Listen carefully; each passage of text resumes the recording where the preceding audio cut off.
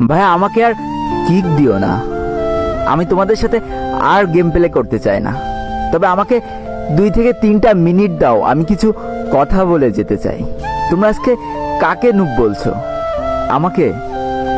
তাহলে তোমরা হয়তো ভুলেই গিয়েছো যে তোমরা যেদিন প্রথম এই গেমটা ইনস্টল করেছিলে সেদিনও তোমাদের লেভেল কিন্তু অন ছিল, আর সেদিনও তোমরা আমার মতোই সাদা জামা আর এই কালো প্যান্টটা পরেছিলে। সেদিনও তোমাদের কাছে কোনো গান স্কিন আর কোনো ইমোট ছিল না। সেদিনও ঠিক আমার মতোই তোমরা অসহায় ছিলে। আর আজ দেখো তোমাদের কত অহংকার আর গর্ব। শুনেছি অহংকার আর গর্ব নাকি দেশলাই কাঠির মতো, কিছু জ্বালায় চুলা আর কিছু জ্বালায় স্বপ্নের ঘর। মাঝখানে তফাৎটা কি জানো? খালি এই দেশলাই কাঠি ব্যবহারকারী। জানো তো আমি না তোমাদের মতো 10-12টা করে কিল করতে পারবো না। তবে আমার সব থেকে পছন্দের গানটা পেলেও না আমি তাড়াতাড়ি তোমাদের ডেকে দিয়ে দিই।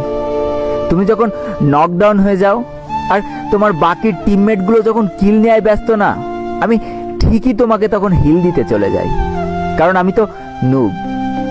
অনেকবার হয়েছে কি জানো, হিল তো আমি ঠিকই দিয়ে দিয়েছি, কিন্তু অতগুলো ইনিমির মাঝখান থেকে আর আমি হয়তো বেঁচে ফিরতে পারিনি। তাতেও আমার কত আনন্দ যে আমি আমার পুরো টিমমেটটাকে তো হিল দিয়ে দিলাম, সে তো বেঁচে আছে, সে একাই খেলে দেবে। কতবার নকডাউন হয়েছি কিন্তু কারো কাছে বলতে পারিনি অধিকার নিয়ে যে আমাকে হিল করে যাও। কেন জানো তো? কারণ আমি কখনো চাইনি যে আমার জন্য আমার পুরো টিমমেটের কোনো অসুবিধা হোক। চুপ করে দেখে যেতাম যে আমার লাল এইচপি গুলো আস্তে আস্তে কমে যাচ্ছে আর আমি মারা যাচ্ছি, কিন্তু তবু আমার বলার সাহস ছিল না যে আমাকে হিল করে যাও।